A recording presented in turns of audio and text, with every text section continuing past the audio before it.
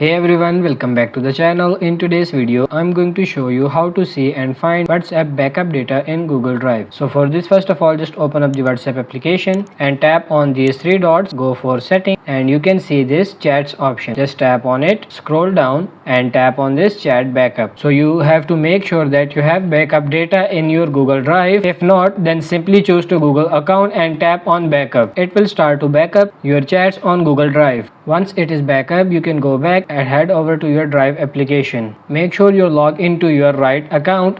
Now tap on the three horizontal lines on the left corner. So for most of you should see the option of backup right here. If you have that option, you simply need to tap on it and there you will get to see all the backup data of your WhatsApp and you will be good to go. But if you don't have the backup option, you simply need to wait for the Google Drive to update the feature on your device. So that's it for this video. I hope this video was helpful. If it is, like it and subscribe to the channel. Thank you.